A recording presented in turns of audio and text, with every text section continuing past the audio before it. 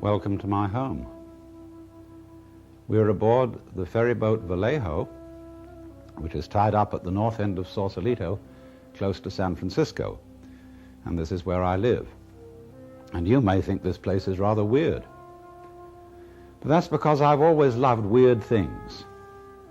I remember when I was a little boy, people used to say to me, "Alan, you're so weird. Why can't you be like other people?"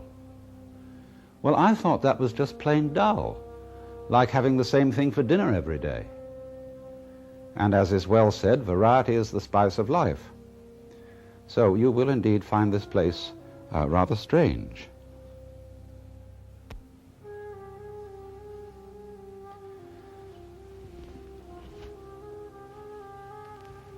And some of the things that are weird because they are just obvious and nobody ever thinks of them. Some of the most fascinating scientific discoveries have been made by people who called ordinary common sense in question. Like anybody can see that the earth is flat, and people know it's flat.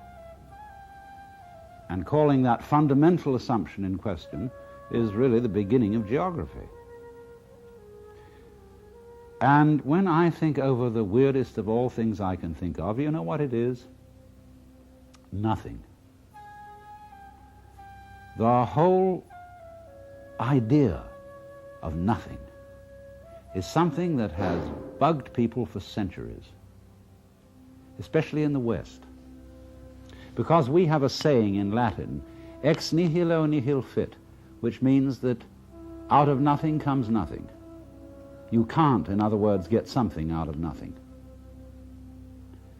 And it's occurred to me that this is a fallacy of tremendous proportions that lies at the root of all our common sense, not only in the West, but in many parts of the East as well. And it comes up as a kind of terror of nothing, a put down on nothing, on everything to do with nothing, everything associated with nothing, such as sleep, passivity, rest, and even the feminine principle is often equated with the negative principle. Although women's lib people don't like that kind of thing, but when they get through understanding what I'm going to tell you, I don't think they'll object. Because what has struck me is that nothing, the negative, the empty, is exceedingly powerful. I would say, not ex nihilo nihil fit, out of nothing comes nothing, but I would say you can't have something without nothing. For how do we basically begin to think about the difference between something and nothing? I can say, there is a cigar in my right hand and there is no cigar in my left hand. And so we get the idea of is here and isn't or empty here. But behind that, of course, lies the far more obvious contrast of solid and space. Now, we tend to think of space as nothing. When we talk about the conquest of space, there's a little element, notice, of hostility in that phrase. But actually, we're talking about the conquest of distance. Space as such, that is to say, whatever it is that lies between the Earth and the Moon and the Earth and the Sun, is considered, especially since the Michelson-Morley experiment, which proved there was no ether, is considered to be just nothing at all. But to suggest how very powerful and important this nothing at all is, let me point out to you that if you didn't have space, you couldn't have anything solid. To begin with, without space outside the solid, you wouldn't know where the solid's edges were. For example, you can see me on the camera because you see a background here and all around me, and that background shows up my outline. But if that wasn't there, then you would notice, say, only the beads and the microphone here, and this would become the background. But you always have to have a background to see a figure. You just can't do without it. So that means that the figure and the ground, the solid and the space in some way are inseparable and go together. Now, we find this very commonly in the phenomena of magnetism and electricity. A magnet has a north pole and a south pole, and a battery has a positive pole and a negative pole. There is no such thing as a magnet with one pole only. That's supposing we equate with north with south, and north with is and south with isn't. Then we see we can't do without the two of them. You can chop the magnet in two, supposing it's a bar magnet, and you'll just get another north pole and south pole on the end of each piece. And so in the same way, a current will not flow through an electric circuit until the negative pole is connected as well as the positive. Because the current does not wait in the wire like water in a hose and then begin to flow when you, as it were, connect it with the negative pole like turning on the nozzle. There won't be any current in the wire at all until its end point, which is the negative, is established. So what this is trying to get into our basic logic is this, that there isn't a sort of fight between something and nothing. You know the famous words of Hamlet, to be or not to be, that is the question. It isn't. To be or not to be is not the question. Because, as I think I've shown, you can't have a solid without space. And therefore you can't have an is without an isn't, a something without a nothing, a figure without a background. And we can turn that right the other way round and say you can't have space without solid. Because imagine nothing but space. Space, space, space, with nothing in it at all forever. But there you are imagining it, and you're something in it. To have the whole idea of there being only space and nothing else at all is not only inconceivable but perfectly meaningless, because we always know what we mean by contrasts. We know what we mean by white in comparison with black. We know life in comparison with death. We know pleasure in comparison with pain, up in comparison with down. But you will notice of all these things that they must come into being together. You don't have first something and then nothing, or first nothing and then something. Something and nothing are two sides of the same coin. And as you know, if you take a coin and you file away the tail side of it, and you file that side of it away completely, the head side will disappear as well. So, in this sense, the positive and the negative, the something and the nothing, are inseparable, they go together, and in this way you could say that the nothing is the force whereby the something can be manifested. Without space, we couldn't see the stars. The stars not only occupy space, but have space between one point of the sphere and the opposite point.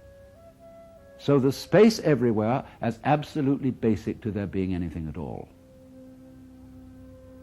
Now, ordinarily, we think that what is basic to the physical world is something we call matter. And then matter has various shapes. We think of tables as made of wood. We think of pots as made of clay. But I ask you, is a tree made of wood in the same way as a table is? No, that would be stupid, isn't it? Because a tree is wood. It isn't made of wood. Wood and tree are two different names for the same thing. But there's in the back of our mind the notion, as a root of common sense, that everything in the world is made of something, made of some kind of basic stuff. And physicists, through the centuries, have, of course, wanted to know what that was.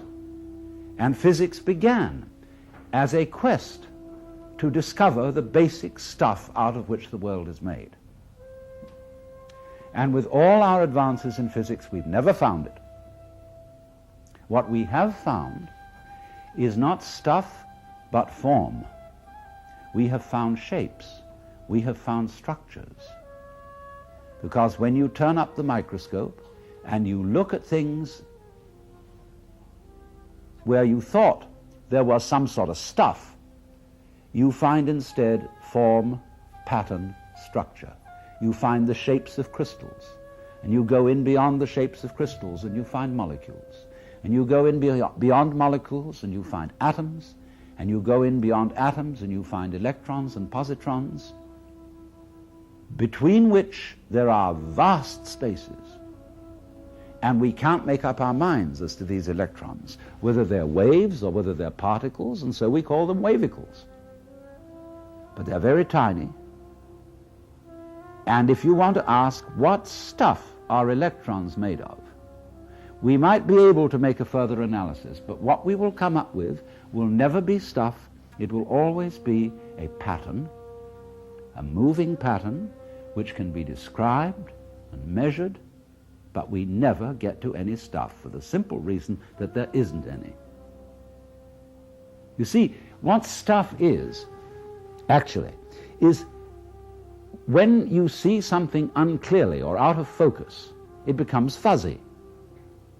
You know, we say stuffing in something like kapok in a cushion, or stuff like clay, because when we look at it with the naked eye, it looks just like goo.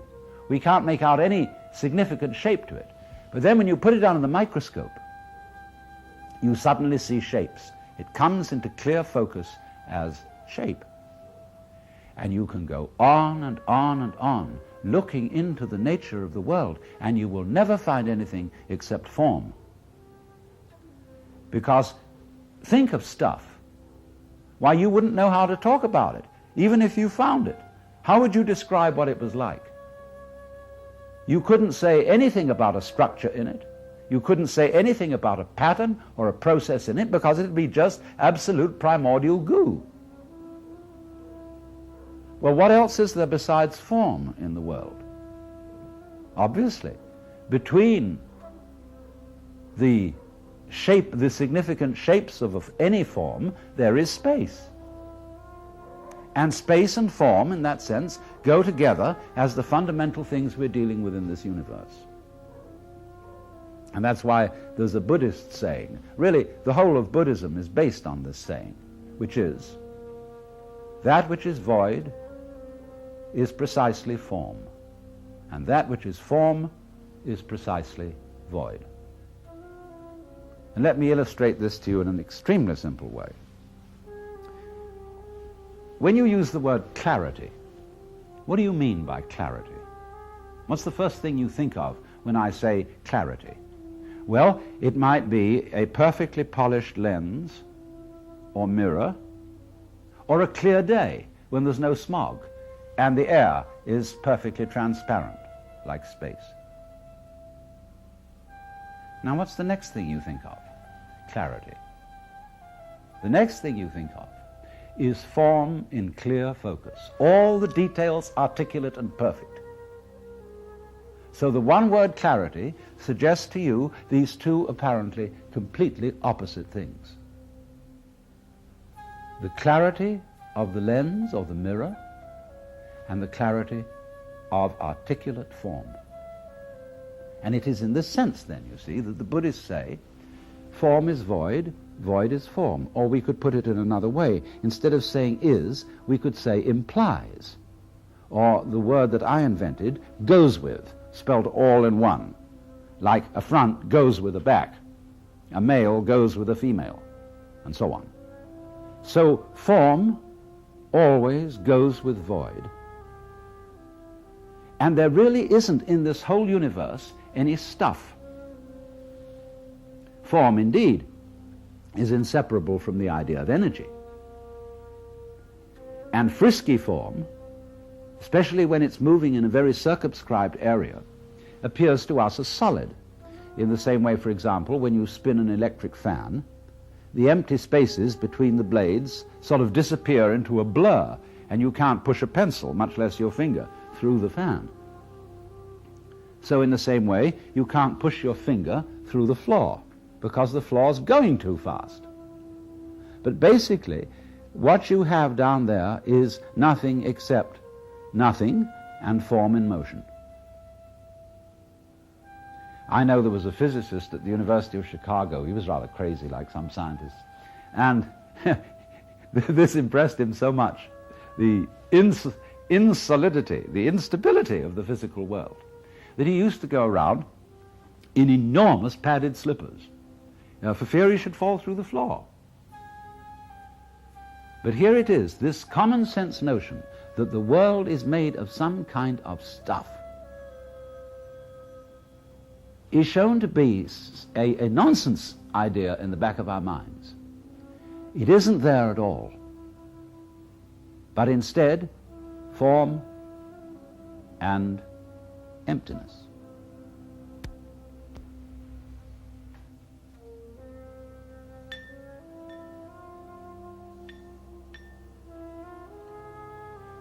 Now, we all know that energy is always vibration, pulsation. Whether it be the energy of light or the energy of sound, it's always on and off.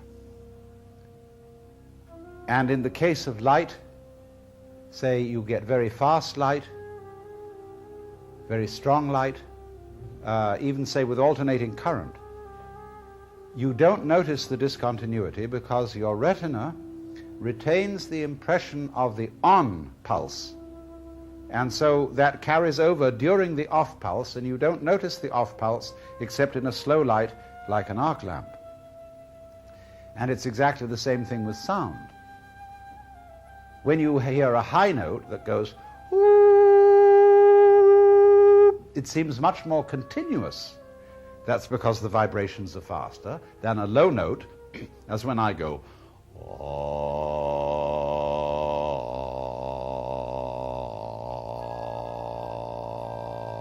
Now, in that, you can hear a kind of graininess. And that graininess is because you are hearing the rapid alternations of on and off on a lower note. So that all wave motion, then, is this process.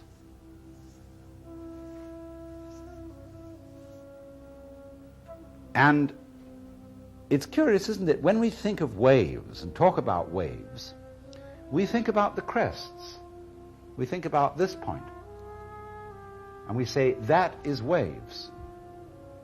And that is because the crests stand out from the underlying uniform bed of water, which is relatively solid in comparison with the space above, so that these crests are perceived as the things, the forms, the waves. But isn't it obvious that you cannot have the ups without the downs? You could call, you see, you get this dividing line here between above and below.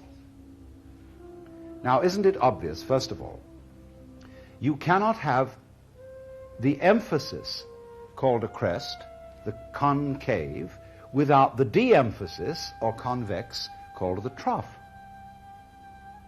They necessarily go with one another, so as to have anything standing out, there must be, as it were, something standing down or standing back.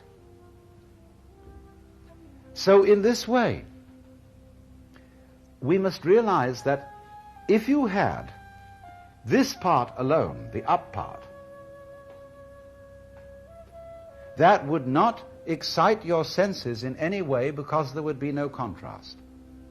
In other words, when sound comes upon your ear, the eardrum vibrates. When the on pulse of the sound comes, the eardrum is driven in a little. When the off succeeds, the eardrum comes out again. And so the eardrum wiggles. If you just pushed it in uniformly and left it there, you wouldn't hear anything. In the same way, if there is no sound and the eardrum is not being pushed at all, you have silence. But to have sound, you must have the alternation of sound, silence, sound, silence, sound, silence. And so you get that which you can hear on a very deep note. Now, the same thing is true of all life together. We shouldn't really contrast existence with non-existence, because actually existence is the alternation of to be and not to be, of positive and negative, of on and off.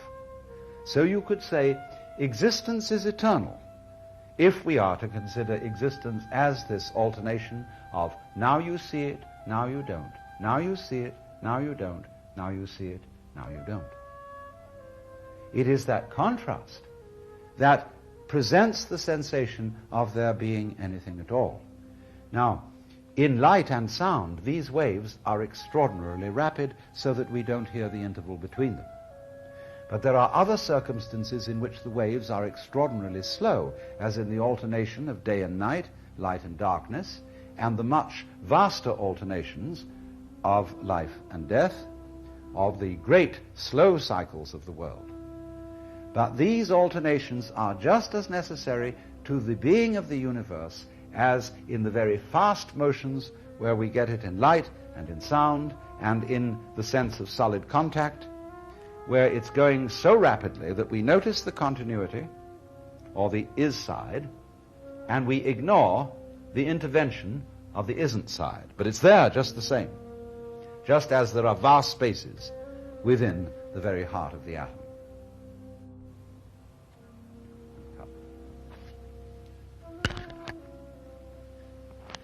Now, another thing that goes along with all this is that it's perfectly obvious that the universe is a system which is aware of itself. In other words, we as living organisms are forms of the energy of the universe just as much as the stars and the galaxies. And through our sense organs, this system of energy becomes aware of itself. But there's a puzzle in this, which again relates back to our basic contrast between on and off and something and nothing, which is this: that the aspect of the universe which is aware of itself, that is to say, the aspect which, to put it in a very clumsy phrase, does the awaring, does not see itself. In other words, you can't look at your eyes with your eyes. You can't kiss your own lips. You can't bite your own teeth. You can't observe yourself in the act of observing. All scientists, neurologists, physicists have wanted to do that, but they can't do it. Just as you can't touch the tip of this finger with the tip of this finger, no matter how hard you try. And that therefore creates, on the backside of all observation, a blank spot. Just for example, as behind your eyes, from the point of view of your eyes, however you look around, there is blankness behind them. That's the unknown. That's the part of the universe, in other words, which does not see itself because it is seeing. And so we always get this division of experience into one half known, one half unknown. We would like, of course, it would be fascinating if we could know the always unknown. But if we say, examine the brain and the structure of the nerves behind the eyes, we're always looking at somebody else's brain out there. We're never looking at our own brain at the same time as we're investigating somebody else's brain. So there always remains this blank side of experience. Now, what I'm suggesting to you is this, that the blank side of experience has the same relationship to the conscious side as the off principle of vibration has to the on principle. Do you see that? There's a fundamental division. The Chinese call them the positive side, the yang, and the negative side, the yin. That corresponds to the idea of one in our language and zero. All numbers can be made of 1 and 0. That's called binary arithmetic, which is used for computers. And so it's all made up of off and on, and therefore equally of conscious and unconscious. But The unconscious is, so to say, the part of experience which is doing consciousness, just as the trough manifests the wave, the space manifests the solid, the background manifests the figure.